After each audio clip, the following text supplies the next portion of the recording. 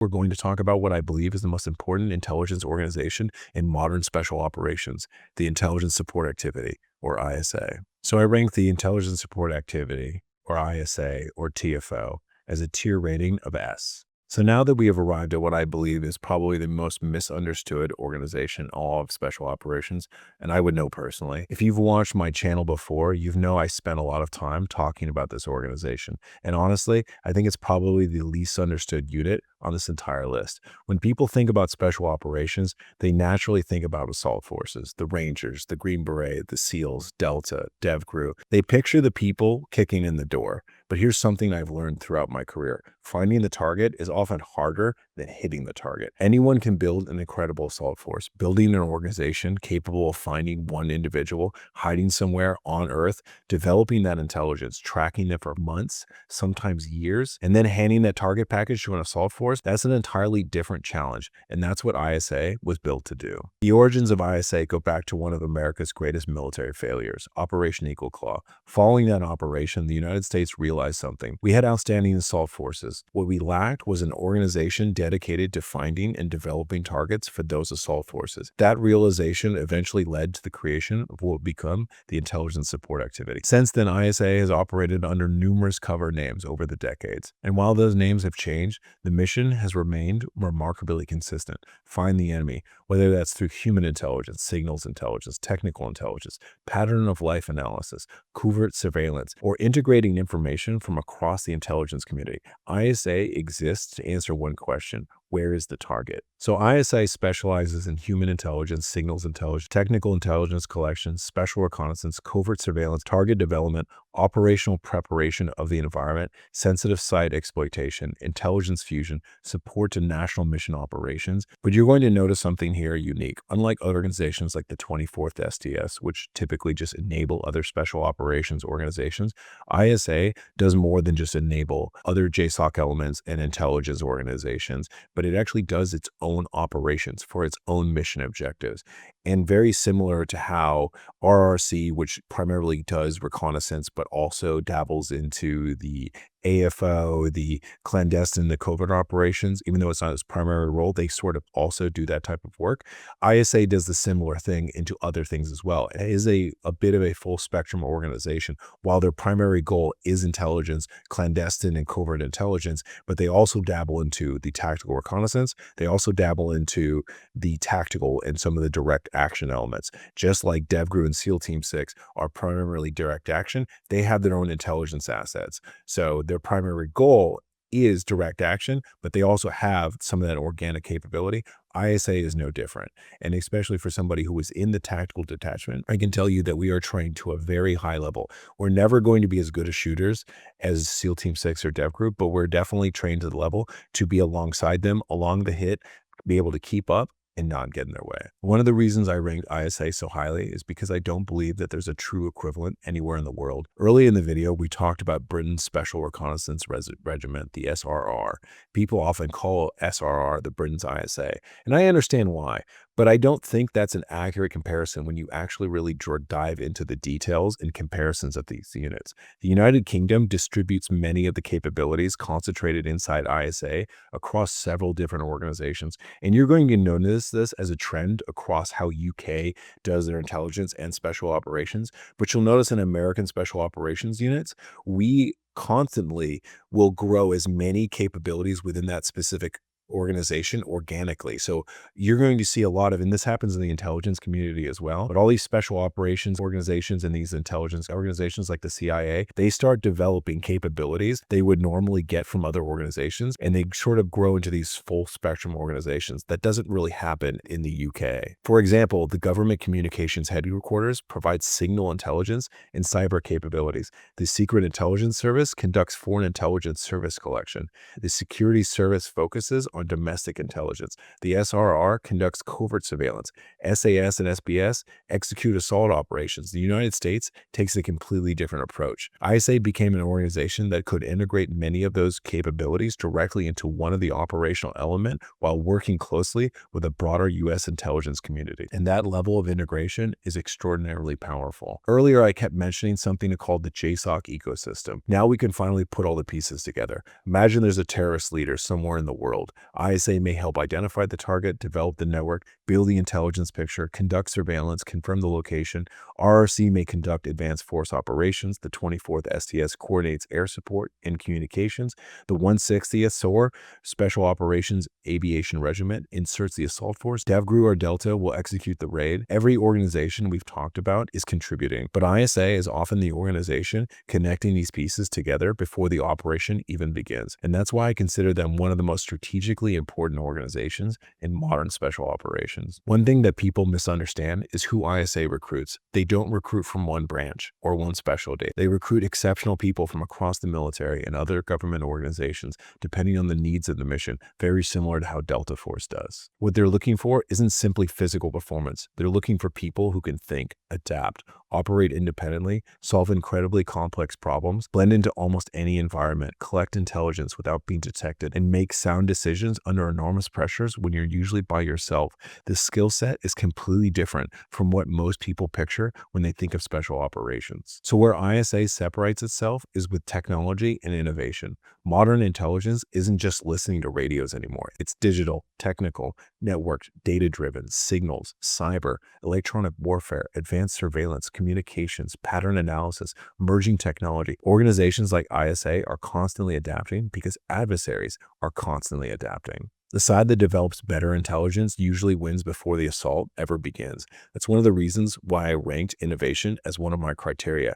ISA consistently operates at the cutting edge. If I had to summarize ISA in one phrase, it's that they make impossible missions possible. Everything starts with intelligence. The better the intelligence, the higher the probability of success. The lower the risk to the assault force, the lower the risk to civilians, the greater the strategic effect. Another enormous strength is integration.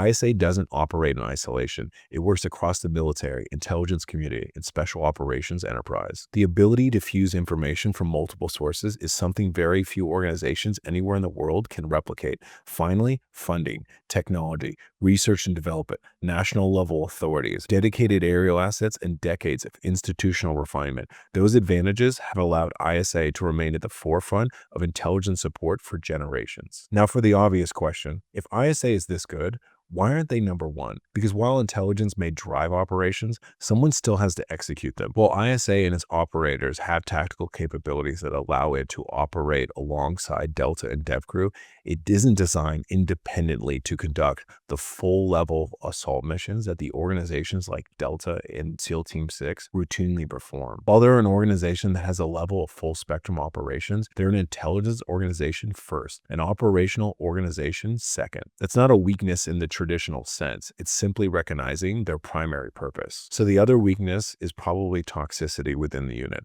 And I discussed this a little bit when it came to DevCrew, but I would also say that it's probably a little bit different of at least of its origin, because in my experience when dealing with intelligence-centric organizations like ISA, the CIA, the DIA, and the NSA, where you are dealing in non-team environments, where you're dealing with operations where you're solo or very small teams, these intelligence-centric organizations tend to have a lot more toxic environment. And I think there's a number of different reasons. And I think some of that is you no longer have the camaraderie within your team and everything like that. But definitely one of the biggest weaknesses of ISA and DevCrew are the toxic environments that they have. And that's honestly one of the biggest reasons why they only made it to the S level in the tier and did not make it to the S plus tier, because the one organization that did make it to S plus, I believe, has the least toxic and most professional environment among not only its operators, but it's also its support. Being a part of ISA and studying other organizations like it is very interesting, because I think it also represents where modern warfare is possibly heading. The future of special operations isn't simply about shooting faster or running faster. It's about information, technology, intelligence, understanding your adversary before they understand you. Organizations that dominate the space will increasingly shape the battlefield long before the first shot is ever fired. ISA has been doing exactly that for decades, and that's why I believe it deserves the S tier ranking. So we finally reached the end. Only one organization remains. Throughout this video, I've talked about selection, training, innovation, technology, funding, mission compatibility, strategic impact, institutional maturity, organizational culture, authorities, and intelligence integration. One organization consistently rise to the top in almost every category, not because it just has the best shooters, not because it is the biggest budget, but because it has spent nearly 50 years refining every aspect of what it does, the benchmark, the standard, the organization that almost every modern Tier 1 unit is measured against. Let's talk about Delta Force. So I have ranked our final unit, the 1st Special Forces Operation Detachment Delta, or commonly known as Delta Force, or CAG, at a tier rating of S+, which is our highest of any unit on this entire list. So we finally reached the #1 organization on this list, and honestly, if you've watched this entire video, you'll probably already guessed who it was. For me, there was never really any other choice. Not because there isn't anybody else who can shoot as well, not because there isn't any organization that can conduct hostage rescues, but because when I evaluate the entire organization, I don't believe anyone else checks every box the way that Delta does. If the Rangers represent the roots of American Special Operations, if the SAS represents the birth of modern Tier 1 operations,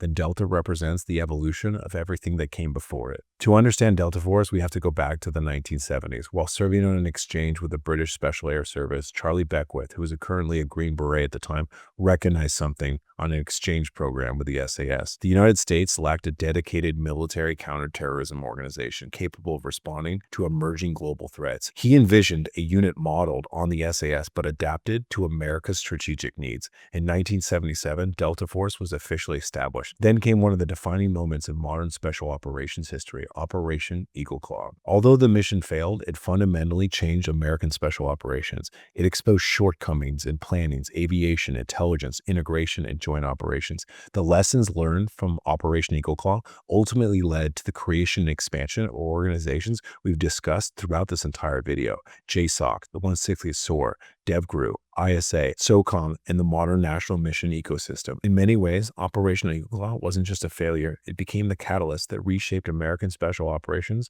for the next half century. So Delta Force specializes in counterterrorism, hostage rescue, direct action, strategic reconnaissance, high-value target operations, counterproliferation, national mission operations, sensitive site exploitation, and special reconnaissance. But here's the important part. Those mission titles don't really explain what makes Delta unique. What makes Delta unique is its ability to solve almost any special operations problem placed in front of it. Delta's selection has become legendary, not because it's physically impossible, because it's designed to identify something much harder to measure: judgment, adaptability, self-reliance, problem-solving, mental resilience, and the famous land navigation events in West Virginia. Long-distance movements under a load in some of the worst land nav that this country has to offer. Continuous evaluation. The selection process doesn't simply identify exceptional athletes. It identifies people capable of operating independently with very little supervision. Operators who are selected continue into the Operator Training Course, or commonly known as OTC. There they refine close quarter battles, precision shooting, breaching, driving, medical skills, surveillance, advanced communications,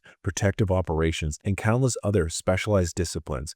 Graduating to OTC doesn't make someone a finished operator. Like every other elite organization that we've discussed on this list, learning never stops. So there are two ranking categories where I feel like Delta exceptionally excels at, and that's innovation and professionalism. Delta excels at innovation because throughout its history, the organization has consistently pushed the boundaries of close quarter battle, breaching, night fighting, precision marksmanship, mission planning, protective operations, equipment, training methodologies, tactics. Many of the techniques now considered standard throughout the Western special operations were pioneered or significantly refined by organizations like Delta. Innovation has become part of Delta's culture. And the second part that they excel in is professionalism. Of all the organizations, especially at the Tier 1 level, there is yet to find a better organization that upholds professionalism at all aspects of its unit, its culture, and its members. There is no organization that treats its operators where they treat their support better than Delta Force. If you are ever a support person and you want to go to any Tier 1 unit, you are going to have a drastically different life at every other support unit except Delta. You are treated like one of their own, that you are a part of their mission and they can't do their mission without you. And it's even to the point that if you are an operator and you actually messed with one of your support guys, you can actually get fired for that. And that's just one of many examples of Delta enforcing standards to protect its culture and the people within it. Early in this video, I talked about ecosystems. Delta represents the very center of that ecosystem. Imagine a national mission operation. ISA develops the intelligence. RRC prepares the environment. The 24th STS integrates air power. 160th SOAR inserts the force. DevGru or Delta conducts the assault. But here's the difference. Delta has spent decades helping shape how that entire ecosystem works together. They're not simply participants. They've been one of the driving forces behind its evolution. That's extraordinarily difficult to measure, and it's one of the reasons why I place them alone at S+. So some of you might be asking why I put Delta Force alone at the S+ tier. So let me explain. I have worked with almost every single special operations unit on this tier list. And being a member of ISA's tactical detachment, I got to spend majority of my time with both blue and green, which is Delta Force and SEAL Team 6 on this list. And I got to see the differences between these two organizations. And don't get me wrong, DevGru is definitely one of the best shooters. They definitely stand side by side with Delta. There is no doubt in their tactical and proficient abilities to do their job. But the difference for me was staggering when it came to the difference in the culture and the overall mentality of how they treated everybody within their organization. And I have always felt that Delta Force was the most professional organization that I have dealt with in my entire career. And to be among the big three operational tier 1 units, which is orange, blue, and green, they have all these capabilities. They run their own missions. They have their organic aviation assets. Delta definitely separated from the other two based on that professionalism and that positive culture that they push out every single day. So one thing I hope this video accomplished is changing how people think about special operations. It's easy to rank organizations based on reputation, social media, Hollywood, but that's not how I tried to do it. Instead, I looked at the organizations themselves, their history, their missions, their institutional maturity, their funding, their innovation, their culture, their authorities, their strategic impact, and most importantly, how they contribute to the success of the broader special operations enterprise. That's why you saw organizations like the 24th STS and RRC ranked higher than many other people expected, because modern warfare isn't just about one person or one assault team. It's won by ecosystems, intelligence, by planning, by logistics, by technology, by innovation, by organizations that have spent decades refining every detail of what they do. Now, I'm sure you disagree with some of the things that I did on this list, and honestly, I'd be disappointed if you didn't. The special operations community is full of passionate people and reasonable people who can weigh on these criteria differently. So there's my challenge to you. Don't just tell me which ranking you disagree with me. Tell me why. What criteria would you weigh differently? What would you value? Would you value mission complexity more than funding? Would you prioritize innovation over operational history? Would you move a foreign unit higher? Would you rank institutional stability differently? Let's have the discussion in the comments, because at the end of the day, every one of these organizations is made up of men who volunteer to do extraordinarily difficult jobs in the service of their countries.